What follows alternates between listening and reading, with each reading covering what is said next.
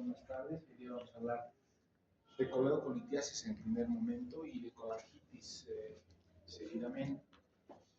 Cuando hablamos de coledocolitiasis, obviamente nos referimos a una complicación de la enfermedad litiásica vesicular.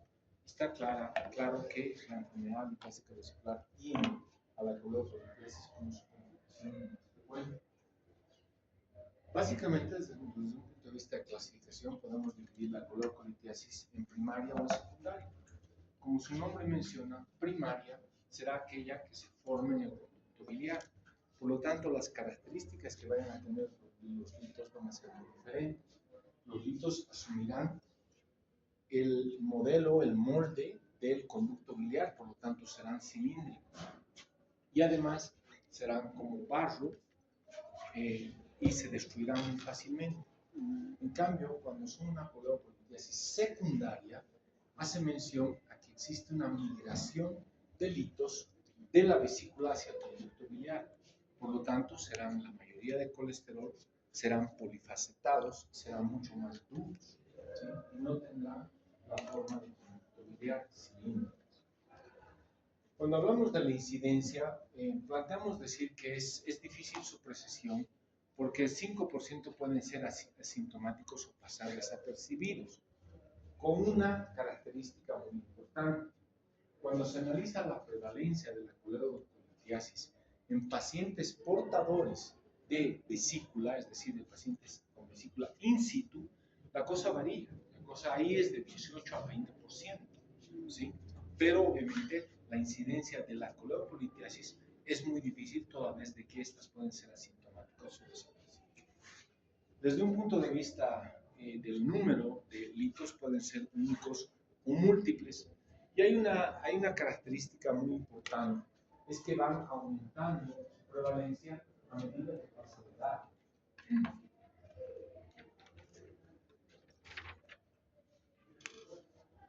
La prevalencia en menores de 45 años no supera el 6.5%. Y a medida que va pasando la edad, va aumentando paulatinamente a 42% en mayores entre 60 y 70 años y a más del 50% en personas de 80 años. Y lo que les mencionaba hace un momento, en el momento de la colecistectomía, ¿sí? La frecuencia de coledocolitiasis es hasta el 20%, ¿sí? Y ahí depende mucho de las series que se revisen. Algunos litos pueden migrar a duodeno en forma desapercibida. Por ejemplo, se considera que la migración litiásica, especialmente de elementos chicos, puede ser la que ocasiona pancreatitis, que en determinado momento puede ser idiopática, o sea, puede ser catalogada como idiopática. Por lo tanto, definitivamente algunos litos pueden migrar de manera desapercibida o el paciente tener dolor que cede muy rápidamente y el paciente parece que ha cedido su cuadro y no tiene más molestia. Puede ser que haya un lito migrado a través del conducto biliar. Clásicamente, la coledocolitiasis no produce una obstrucción completa, siempre lo hace de manera incompleta. Es decir, el lito no ocluye totalmente el conducto biliar y por lo tanto siempre va a dejar un resquicio a los lados del lito, ¿sí? Y esto va a presentarse de dos maneras. Si es que se presenta de manera como una obstrucción aguda, se va a deber a que hay un enclavamiento del lito en el tercio distal de la pupila, o si lo hace de manera crónica intermitente, el lito será móvil y subirá y bajará el lito sin llegar a obstruir totalmente. La infección del conducto biliar es su principal complicación, es decir, la coledocolitiasis tiene a la colangitis como la complicación más frecuente. La clasificación por su localización, los litos pueden ser intrahepáticos, pueden ser extrahepáticos, pueden ser coledocianos, acuérdense que se llama colédoco desde el momento en que desemboca el conducto cístico de la vía biliar. Puede ser un síndrome de Mirici, que en realidad es una fístula policisto-coledociana o biliobiliar, o puede ser ampular cuando está ocluida, ¿sí? Cuando está totalmente ocluida. Y esa es la clasificación en base a la localización del lito. Clásicamente, las manifestaciones tienen que ser muy similares a las que produce la patología litiásica vesicular. Si bien es cierto, hay pocos casos que son asintomáticos, generalmente la característica más importante Es un dolor espasmódico que se inicia en el epigastrio y luego se localiza en hipocondrio derecho. Por lo tanto, simula mucho a un cuadro vesicular, pero además del dolor va a presentar ictericia. La ictericia, obviamente, se caracteriza por la pigmentación amarillenta de la piel y las escleras, notándose mucho más en tejidos elásticos, ¿sí? Va a haber acolia, unas heces pálidas, blanquecinas, va a haber coluria, la pigmentación oscura de la orina, y finalmente puede haber un factor desencadenante que es la ingesta de comida grasa. Ahora bien, en relación al diagnóstico diferencial, todas las ictericias van a ser diagnóstico diferencial entre sí. Por lo tanto, si bien es cierto, la coledocolitiasis va a ser el 70% de la prevalencia del síndrome ictérico obstructivo, se tienen que descartar otras causas fundamentalmente de origen extrahepático, como son el colangiocarcinoma, el cáncer de vesícula biliar. Bolivia es un país de alta prevalencia en cáncer de vesícula biliar, el cáncer de cabeza de páncreas. Y dentro de las ictericias por daño hepático, obviamente la hepatitis viral, las hepatitis medicamentosas y ahora está de moda las hepatitis autoinmunes. Y por lo tanto, definitivamente tiene que ser entonces diagnosticada en su diagnóstico diferencial, quiero decir, de todas las otras causas que producen ictericia y además de las ictericias hepáticas. Por la característica del dolor y por su localización, un infarto agudo de miocardio, especialmente de cara subdiafragmática, de cara inferior, puede simular un cuadro de ictericia aguda. La úlcera péptica, porque también empieza el dolor y es un dolor muy exquisito, celebrante a nivel del epigastrio, y las enfermedades pancreáticas, especialmente el cáncer de páncreas, aunque menos la pancreatitis aguda. En relación a los estudios de diagnóstico, como estamos hablando de que existe una ictericia colestásica, es decir, una ictericia obstructiva, el hemograma completo, salvo ligera leucocitosis, no va a mostrar algo más, pero sí va a haber una alteración manifiesta de todas las pruebas de función hepática. Primero va a haber alteración de las pruebas de coagulación. Acuérdense que los factores de vitamina K dependientes, 2, 7, 9, 10, se producen, se sintetizan a nivel del hígado. Por lo tanto, va a haber alteración del INR, el tiempo de protrombina, y se mide a la cascada, lo que antes se conocía como la vía extrínseca, se mide a través de un tiempo de protrombina, y el INR, que es el International Normative Radio, es la forma en la que se estandariza el tiempo de las pruebas de coagulación en relación a la protrombina. Existirá alteraciones de las pruebas de función hepática, fundamentalmente las transaminasas y las bilirubinas, ¿sí? Además, acuérdense ustedes que otro marcador de funcionalidad hepática son las proteínas y la albúmina, y finalmente el colesterol, aunque el colesterol es menos específico. También existirá elevadores de los marcadores de obstrucción, es decir, de la fosfatasa alcalina y de la gamma-glutamina transpeptidasa. Acuérdense que la localización de estas dos enzimas es en el epitelio del conducto biliar y por lo tanto, cuando hay una obstrucción, ¿sí?, estas dos enzimas van a ser muy sensibles y se van a elevar.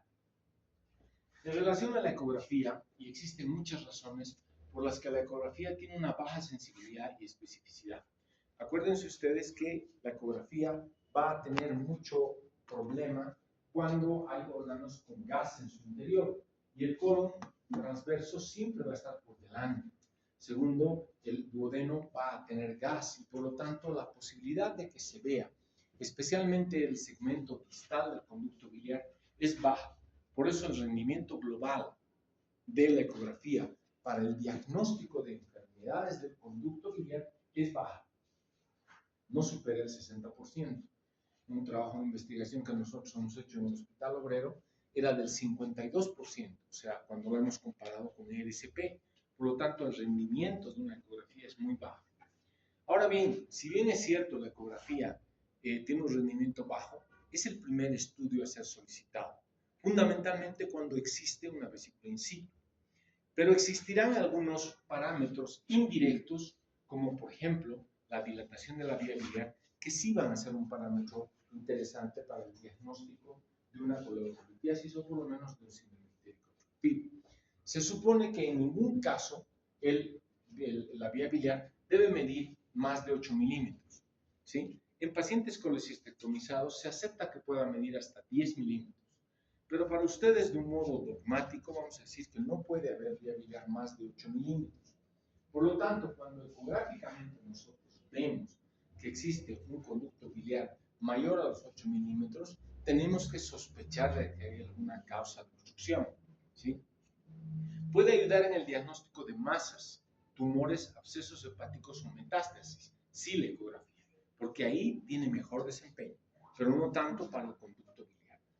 Ecográficamente hay un signo que se conoce como el signo de caño de escopeta, de doble caño de escopeta, en la cual ustedes con la ecografía pueden ver la vena porta y el conducto biliar. Y está claro que si nosotros logramos ver un lito en su interior, obviamente la probabilidad de presunción diagnóstica aumenta muchísimo, ¿sí?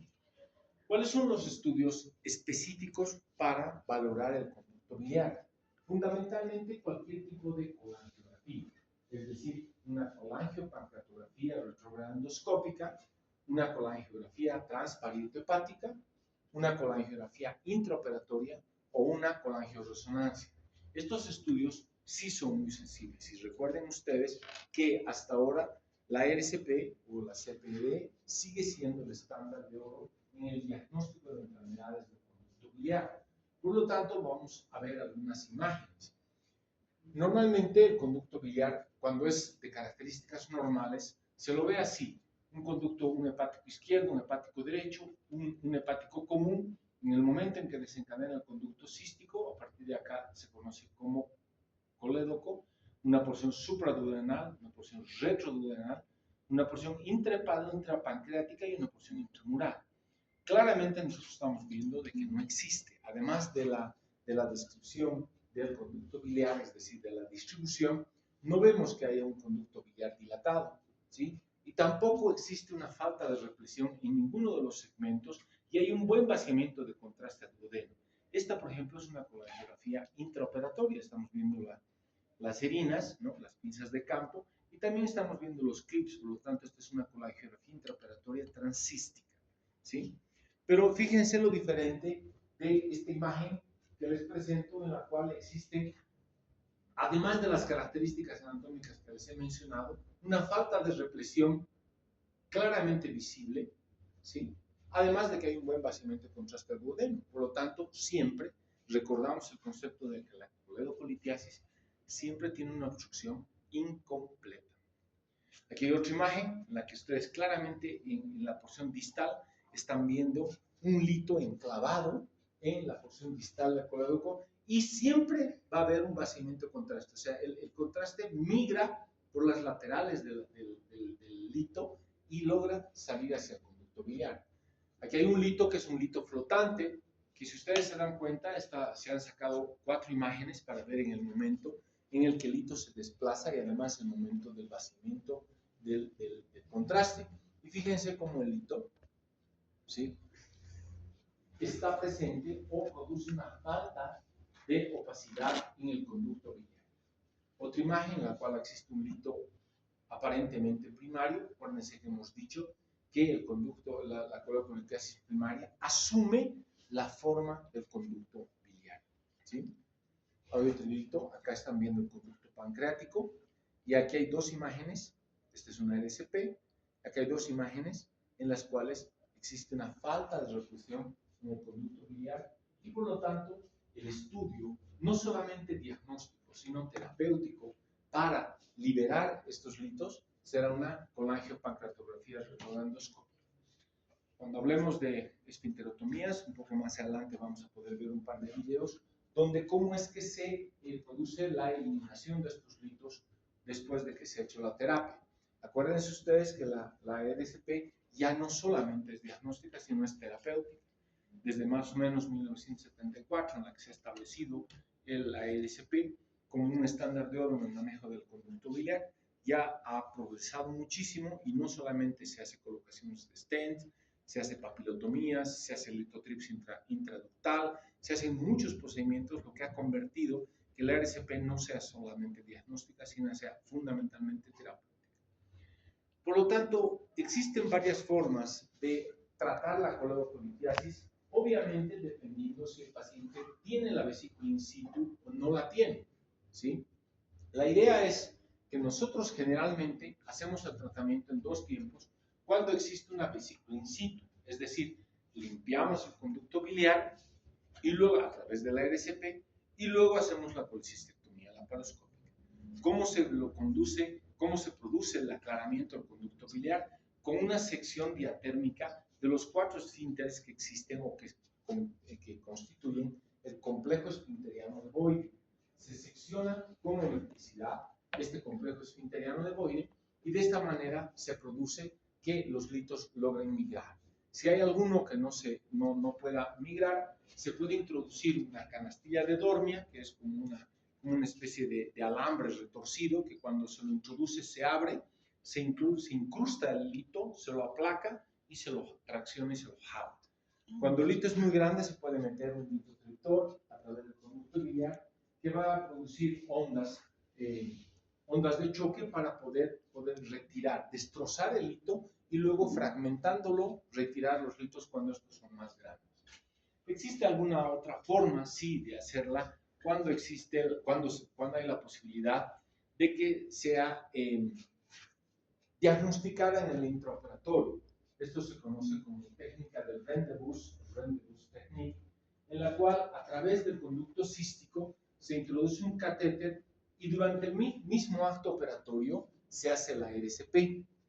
Se consigue hacer la RCP, se encuentra el alambre que se lo ha mandado como guía y a través de eso el gastroenterólogo logra agarrar el catéter y luego hacer la esfinterotomía en un solo tiempo, ¿sí? Nosotros generalmente preferimos en 2 tiempos, no solamente porque no tenemos disposición de poder tener un gastroenterólogo en nuestra mano y entrar con él todo el tiempo a cirugía, sino que además generalmente utilizamos sistemas de detección preoperatoria de coledocolitiasis y con estos sistemas fundamentalmente basados en la dilatación de la vía biliar, la gamma-glutamina transfertirasa y la fosfatasa alcalina, diagnosticamos la coledocolitiasis. Recordando siempre que hay un 5% de los pacientes en los cuales no se eleva la gamma-glutamina transfertirasa ni la fosfatasa alcalina y por lo tanto esto es lo que se conoce como coledocolitiasis inadvertida. En relación a qué es lo que nosotros hacemos cuando no tenemos el diagnóstico confirmado de coledocolitiasis, obviamente se hace la colecistectomía y durante la colecistectomía se hace una colangiografía intraoperatoria.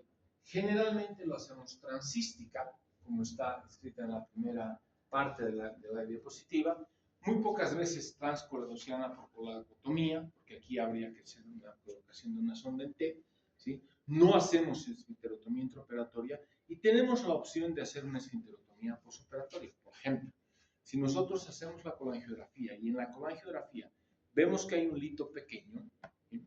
Podemos, para no estar explorando la vía biliar, que obviamente demora y además tenemos una posibilidad de lesionar el conducto biliar, ¿sí? Dejamos lito in situ con un drenaje y hacemos la esfinterotomía al día siguiente.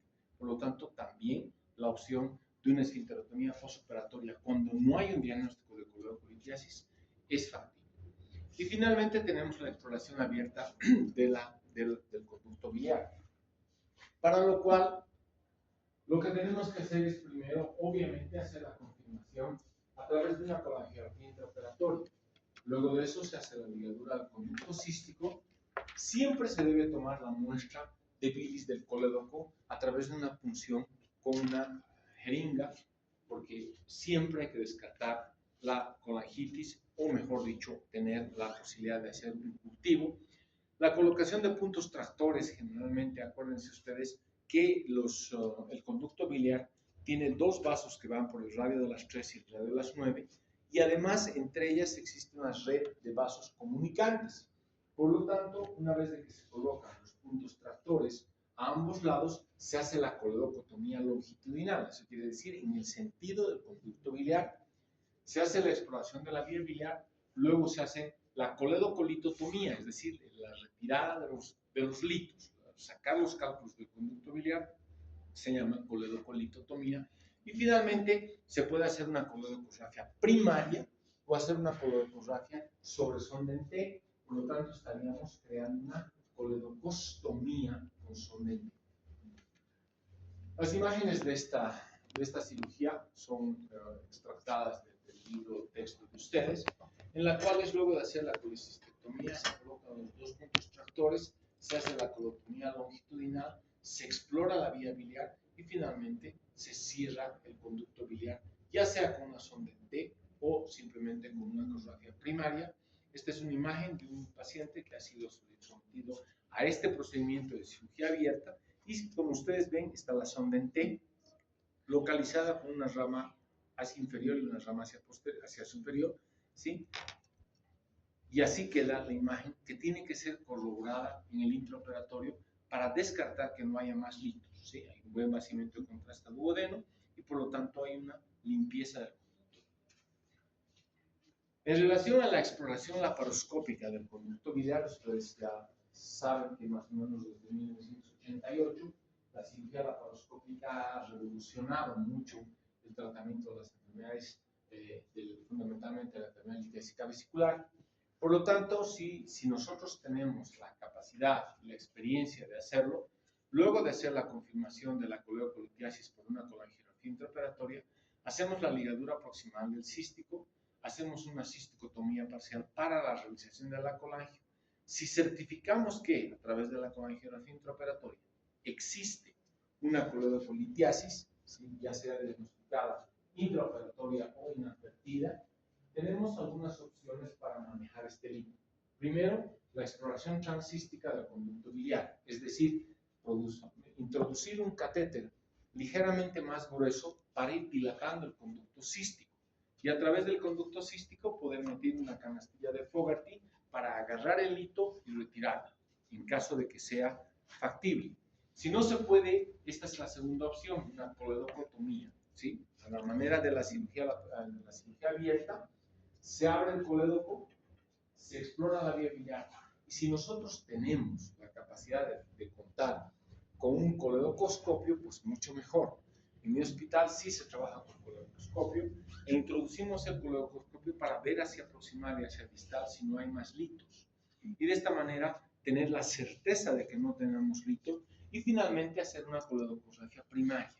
Si no tenemos la certeza, tenemos que emplear una coledocostomía con sonda en T, ¿sí? Si no tenemos la capacidad de hacerla por laparoscopía, podemos convertir el procedimiento a cielo abierto, es decir, terminar con una cirugía abierta. ¿Okay? Esas son las opciones en relación a la coledocolitiasis. Ustedes ven como ejemplos una colangiografía intraoperatoria, claramente es una colangiografía intraoperatoria transcística, conducto hepático izquierdo, hepático derecho, hepático común, conducto cístico y conducto biliar. Este conducto es una colangiografía normal. Acá igual es una colangiografía intraoperatoria, aquí está la troca, y es transcística porque los clips están puestos acá, y fíjense que la vía biliar está dilatada y hay una falta de represión en el segmento distal. Una colangiografía con sonda en T, probablemente después de que se ha hecho una exploración de vía biliar. Pasemos a la segunda parte de la conferencia, que es una colangitis. Acuérdense ustedes que la colangitis, por definición, es la infección del conducto biliar, la infección de la bilis. Por lo tanto, vamos a recordar algunos aspectos que son característicos de este complejo. La colangitis fue descrita por el doctor Charcot en 1887 como lo que él denominó la fiebre hepática. Y si ustedes se dan cuenta, desde Charcot, desde ese entonces hasta ahora, la triada de Charcot persiste aún en ejercicio clínico, pese a que ahora ya se ha disminuido muchísimo su uso, toda vez de que existe lo que se conocen ahora como las guías de Tokio, que la última versión es la 2018. Y eso ha aclarado mucho, toda vez de que la triada de Charcot tiene una sensibilidad y una especificidad bajas. Inmediatamente después de eso, el doctor Reynolds y el doctor Dargan, en 1959, producen dos síndromes, o sea, dos complementos más al síndrome que era la triada de Charcot, y aumentan letargia y alteraciones mentales y shock, y por lo tanto eso se conoce como pentada Reynolds. El gran problema es que cuando nosotros diagnosticamos una triada de Charcot, generalmente el paciente tiene una mortalidad muy alta y peor cuando hablamos de una petada de Reynolds. Por eso es muy importante que nosotros anticipemos el diagnóstico mucho antes de tener una triada de Charcot, y eso lo hacemos en base al sistema de precisión que nos ha proporcionado las guías de Tokio del 2018. Pero antes de llegar a eso, analicemos un poquito cuál es la incidencia. Los casos graves de colangitis están aproximadamente entre el 7 y el 25% y tienen una mortalidad relativamente alta, hasta el 10%. Como hace un rato habíamos mencionado, la colangitis tiene a la coledocolitiasis como la mayor etiología de su producción. Por lo tanto, 70% de las colangitis están producidas por coledocolitiasis. El síndrome de Mirici, es decir, la fístula colecisto-coledociana, las estenosis biliar benigna, es decir, lesiones iatrogénicas del conducto biliar, las estenosis de las anastomosis biliodigestivas, o sea, pacientes que ya han sido o que han tenido una lesión iatrogénica de vía biliar, que han tenido una estenosis, también son causa de colangitis, y finalmente estenosis de origen maligno, que son del 10 al 30%. Si bien es cierto, en la anterior conferencia hemos dicho que la obstrucción del conducto biliar que produce un lito siempre es incompleta, la obstrucción que produce una malignidad siempre es muy completa. Por eso es que la colangitis se desarrolla más tardíamente en las de origen maligno. En cambio, en las colangitis secundarias a coledocolitiasis existe una migración de los bacterios del duodeno que atraviesan por las paredes del lito y más frecuentemente más precozmente producen colangitis. Y este es un aspecto epidemiológico. La colangitis aguda es una condición mórbida asociada a inflamación aguda e infección del conducto biliar. Por lo tanto, la aparición de la colangitis dependerá fundamentalmente de la teoría migratoria ascendente, es decir, de la obstrucción, el incremento de las bacterias en el conducto biliar.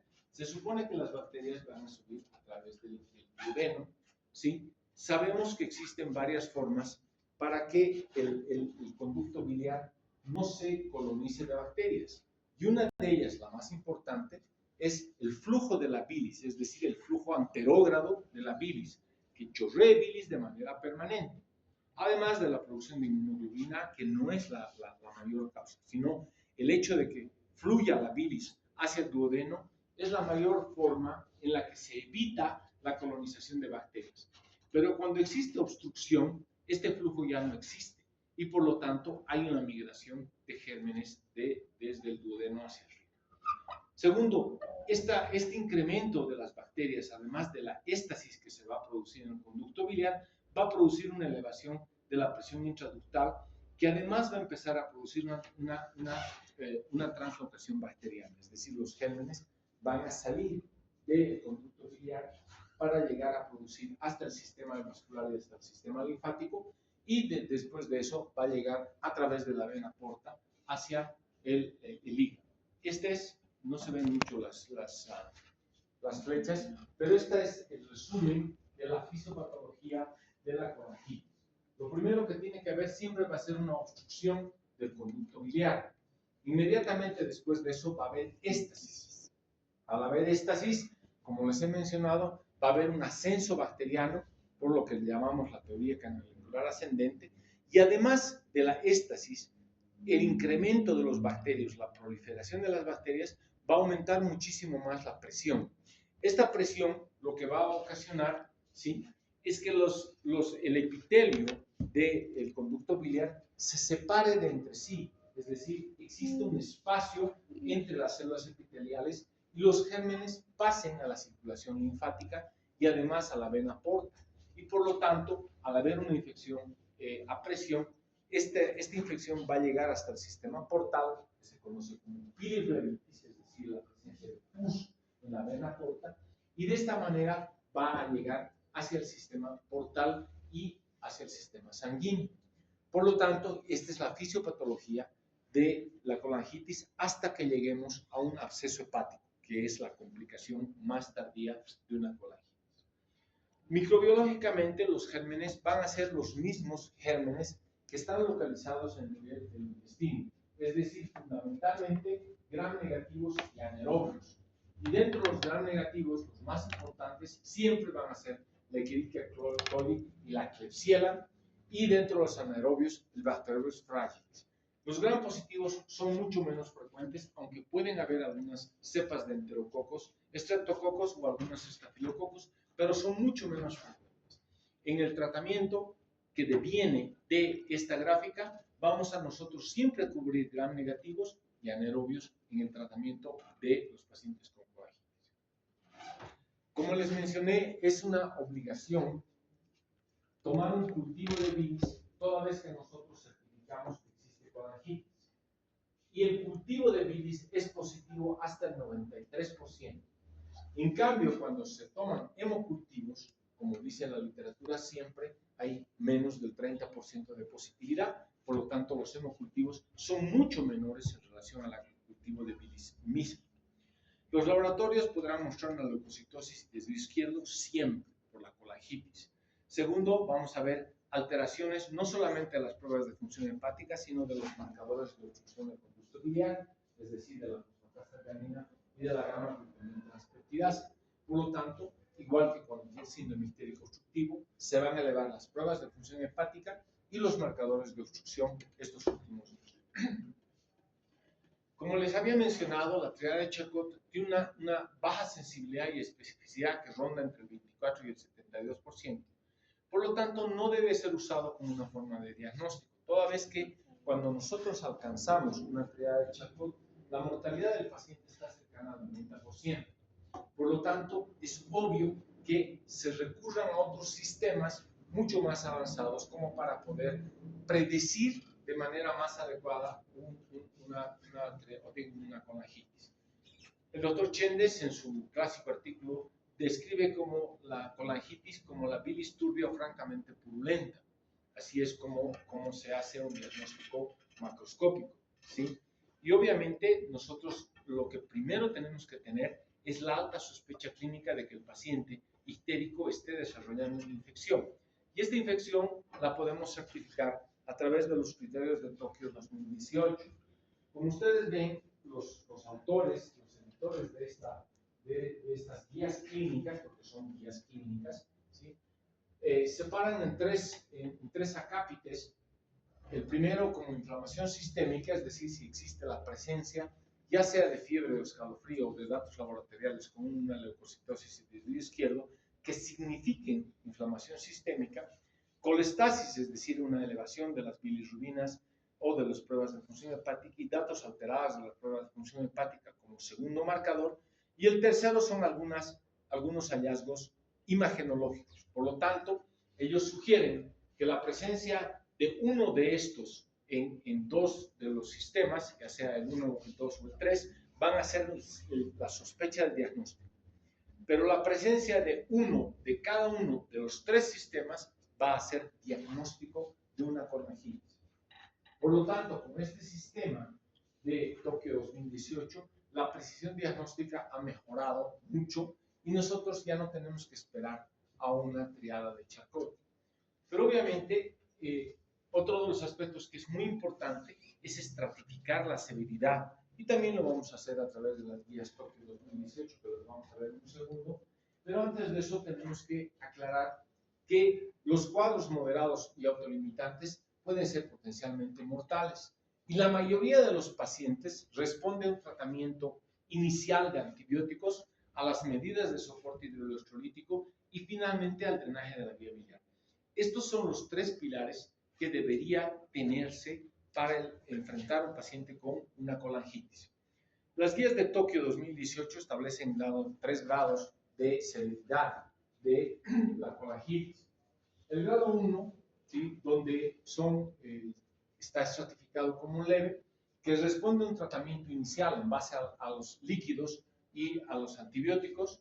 El grado 2, que son moderados, que no responden al tratamiento inicial y que existe un alto riesgo de incremento de la severidad sin drenaje, o sea, en otras palabras nos está diciendo, tenemos la obligatoriedad de drenar el conducto biliar. Y finalmente el grado 3, en la cual asocian disfunción orgánica múltiple, es decir, el paciente que va a tener cualquier tipo de disfunción orgánica multiple y por lo tanto, en estos está considerado un drenaje biliar urgente. Como habíamos mencionado, la ecografía no es el estudio ideal como para poder hacer el diagnóstico con precisión de colangitis, pero siempre lo tenemos que hacer toda vez que está relacionado con la enfermedad litiásica vesicular. Y como les habíamos mencionado, hay que considerar que existe la posibilidad de una dilatación del ducto biliar como un parámetro indirecto de síndrome ictérico obstructivo y obviamente colangitis. En algunos casos se puede ver un engrosamiento de la pared de la vía biliar durante la ecografía y también en casos más avanzados la presencia de abscesos hepáticos, que como les he mencionado es una de las complicaciones finales, si vale el término, de la colangitis. Además de eso, nos permite sospechar la etiología, es decir, si es que hay la posibilidad de un tumor, ya sea de la cabeza de páncreas, de la vesícula o finalmente una colitis.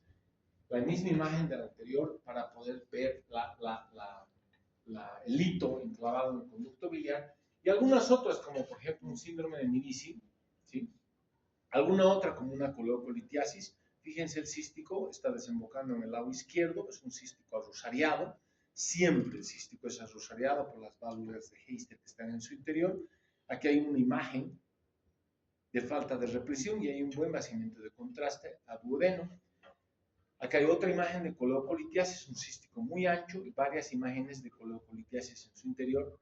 Esta imagen en la cual existe una amputación de la porción distal del conducto biliar, una vesícula in situ grande, alargada, ¿sí? Una dilatación del árbol biliar intra y extrahepático y una obstrucción completa. Esta es una imagen de un cáncer de cabeza de páncreas, ¿sí?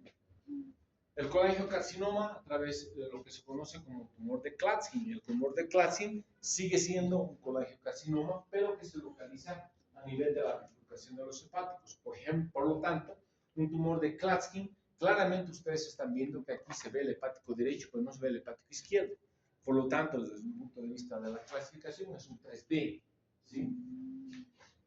Acá, fíjense la ausencia del tercio medio del conducto biliar. Hay una sobredilatación del árbol biliar, una vía biliar distal fina y una falta de represión del segmento intermedio. Esto podría corresponder a un cáncer infiltrante de vía biliar. Acuérdense que una vez que el cáncer ha migrado a la primera estación linfática, que es el ganglio cístico, migra a los ganglios pericoledocianos. Y cuando estos se infartan, infiltra el conducto biliar en el tercio medio. El objetivo del tratamiento de una colangitis obviamente va a intentar ser el drenaje del conducto biliar o la eliminación de la obstrucción, ya sea endoscópica o quirúrgica. De lejos, hace mucho que se prefiere hacer un drenaje endoscópico, no solamente porque desde el punto de vista terapéutico es más fácil, sino que además el estrés quirúrgico, el trauma quirúrgico que produce una cirugía, conlleva un aumento de la mortalidad del paciente. Por lo tanto, de entrada nosotros vamos a pretender primero hacer un drenaje endoscópico, ¿sí? Pero una vez de que se ha establecido, les voy a mostrar una gráfica, un video después para que veamos cómo se hace el drenaje endoscópico. Pero una vez si nosotros hemos establecido que la cirugía debe ser la forma en la que tratamos al paciente, tenemos que intentar limitar tanto la respuesta sistémica como la respuesta inflamatoria para disminuir la probabilidad de infecciones del sitio operatorio, superficiales, profundas, órgano-espacio, y de esta manera disminuir la posibilidad de abscesos. Además de eso, obviamente, como les he mencionado, otro de los pilares es intentar la estabilización del paciente. Por lo tanto, obviamente, el paciente tiene que ser sometido a cirugía en lo más estable posible, y la inestabilidad hace que nosotros veamos algunas alternativas. Los antimicrobianos, la mayoría de los esquemas siempre van a incluir gérmenes antibióticos para gérmenes gram negativos y anaerobios. La mayoría de los esquemas que tienen esta función, tanto para anaerobios como para gram negativos, tienen una similar actividad y efectividad. Podemos utilizar ceftriaxona más metronidazol, o sea, ceftriaxona como una cefalosporina asociada a un anaerobicida, Acuérdense que el metronidazol está descrito como antiparasitario, pero en este caso tiene una acción anaerobicida. El cefotaxima con metronidazol, ciprofloxacinas, o sea, fluoroquinolonas con metronidazol, gentamicina más metronidazol. Cualquier sistema de estos tiene un similar efecto. El moxifloxacino también es seguro, está bien tolerado y de igual efectividad. Cuando queremos utilizar monoterapia, podemos utilizar los carbapenémicos, podemos utilizar imipenem simvastatina, podemos utilizar meropenem, podemos utilizar ertapenem, podemos utilizar colestina, si queremos hacer monoterapia. También podemos hacer uso de piperacilina, tazobactam, ya existe en el mercado, o utilizar otro tipo de cefalosporinas como el ceftazidime y cefepime. El cefepime es una cefalosporina de cuarta generación que puede ser utilizada de manera como monoterapia, ¿sí? El esquema debe mantenerse de 4 a 7 días. Si nosotros tenemos el diagnóstico de absceso hepático, ahí cambia el sistema. Ahí por lo menos hay que usar 14 días de antibiótico.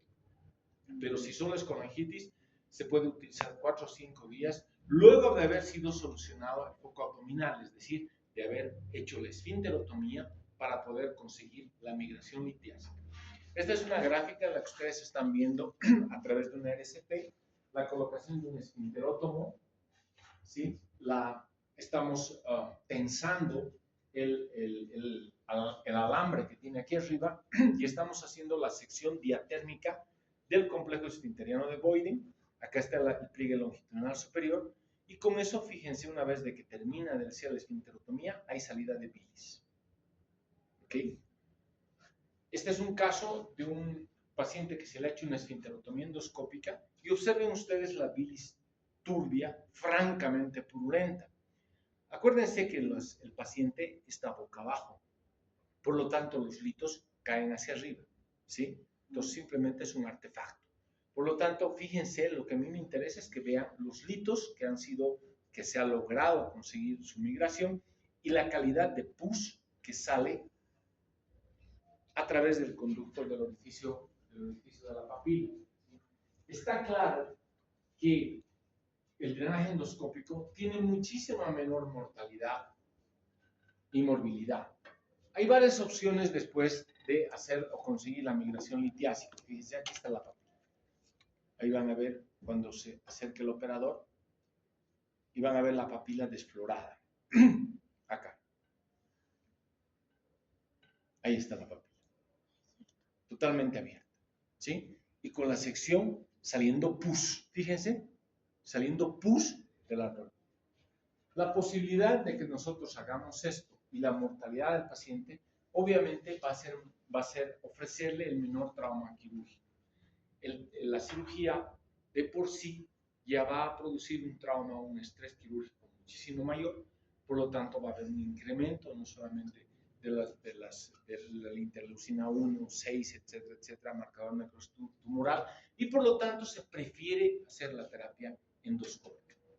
Acá está un paciente con control en la cual tenemos una sonda en T y una vía biliar dilatada, y aquí hay un lito en la porción distal, hay una coleocolitiasis inadvertida, ¿sí?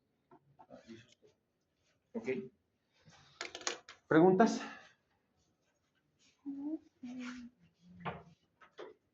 ¿Preguntas? Doctor, usted dijo que ya en la triada sí, en la pintada de Reynolds, ¿cuánto de mortalidad habría y qué deberíamos hacer? Cada 95%. La idea fundamental es estratificar al paciente siempre. ¿Sí? La triada de Charcot no tiene sensibilidad y especificidades adecuadas. Como has podido ver en la diapositiva, varían desde un 23 a un 70%. Sí. Por lo tanto, pueden haber muchas enfermedades que simulen una triada de Charcot. ¿Sí? Por lo tanto, no puedes tener la certeza de que es una colangitis. En cambio, cuando utilizas las guías de clínicas de Tokio, vas a tener más precisión. Yo siempre les digo a mis alumnos, ¿para qué voy a diagnosticar una pentada de Reynolds si el paciente está prácticamente muerto? Entonces, la idea está anticiparse a eso. Si tú haces el diagnóstico de colangitis y manejas un sistema de estratificación como las guías de Tokio 2018, vas a poder estratificar mejor a tu paciente y vas a poder darle el rótulo de leve, moderado o severo. Y si es un paciente con con una colangitis severa, vas a poder tener una mejor acción con él, es decir, manejo de líquidos, antibióticos y un drenaje endoscópico precoz. Y eso es la idea. Sí. ¿Otra? Ujú. Ok, muchas Muy gracias, bien, chicos. muchas gracias, doctor. Gracias.